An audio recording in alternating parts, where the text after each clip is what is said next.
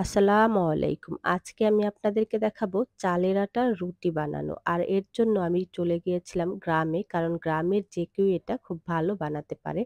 তো আমার মেজো আপু এটা বানিয়েছিল। তো আমি তখন ভিডিও করছিলাম যে এখানে ১ম এ পানি নিয়েছিল। তার মধ্যে ফোটার পরে দিয়েছে লবণ এবং দিচ্ছে এখন চালের গুঁড়া বা চালের আটা।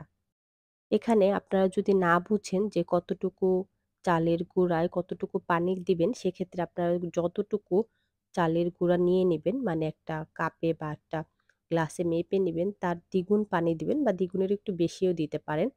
কারণ যেহেতু ১ম এ পানিটা ফুটিয়ে নিবেন, তারপরে লবণ দিয়ে এরকম করে এটা বেশ কিছুক্ষণ ফোটাতে হবে। ৫ মিনিটের মধ্যে এরকম ঢেকে ফোটাবেন। তো এরকম ৫ মিনিটের মতো ঢেকে ফুটানোর পরে তারপরে এটা চুলায় রাখা অবস্থাতেই আপনাকে এটা নেড়েচেড়ে নিতে হবে। এই চালের আটার রুটি বেশ নরম হয়, খেতে বেশ মজা লাগে। কিন্তু এটার বানানোর প্রসেসটা একটু ঝামেলার বা কষ্টের মনে হয় আমাদের কাছে। আর এইজন্যই এটা হয়তোবা এত বেশি মজাদার। তো আপনাকে এই টেকনিক গুলা মনে রাখতে হবে এবং এই বিষয়গুলা জানা থাকতে হবে যে এটা ১ম এ ঢেকে সেদ্ধ করতে হবে এবং তারপরে এটা চুলা থাকা অবস্থাতেই, তবে আঁচটা একটু কমিয়ে নিবেন। এরকম করে নেড়ে-চেড়ে তারপরে এটা চুলা থেকে নামিয়ে নিবেন। আর এই গরম থাকা অবস্থায় সাথে সাথে এটাকে মথে নিতে হবে। তো আমি আপনাদেরকে দেখিয়ে দিব যে এটা এরকম গরম থাকা অবস্থায় কিভাবে মথে নেয়।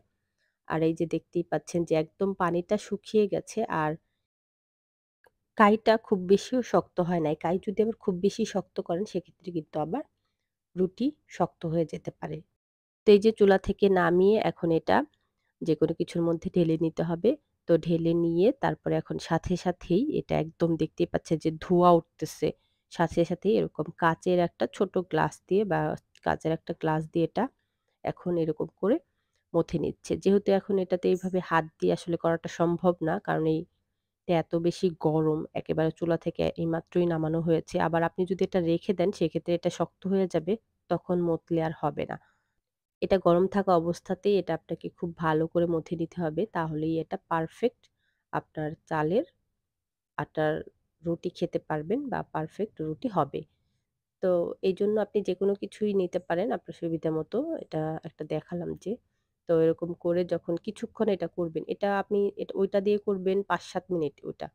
তারপরে হাত দিয়ে আবার করবেন। মোট আপনাকে ১০-১৫ মিনিট এটা শুধু এরকম করে মথেই নিতে হবে। তো এই যে তারপরে মথে নিচ্ছি, জাস্ট আমি আপনাদেরকে একটু ফাস্ট করে দেখিয়ে দিচ্ছি যে এটা কত সময় নিয়ে কিভাবে মথে নিতে হয়। তো ঐরকম করার পরে তারপরে আবার এরকম হাত দিয়ে আবার অনেকক্ষণ মথে নিতে হবে। গ্লাস দিয়ে ৫-৭ মিনিট মথে নিবেন। তারপরে হাত দিয়ে এরকম ৫-৭ মিনিট মথে তারপরে এটা দিয়ে রুটি বানাবেন। তো এই যে যেমন করা হয় যে পরিমাণ মতো এই কাই নিয়ে তারপরে এটা এখন সুন্দর করে গোল করা হবে। আর আপনার এই গোলটা যদি সুন্দর হয় তাহলে রুটিটাও গোল হওয়ার অনেকটা সম্ভাবনা থাকে। যদি আপনার এই গোলটা সুন্দর না হয়, গোল না হয় তাহলে আপনার রুটিও গোল হওয়ার সম্ভাবনা থাকে না।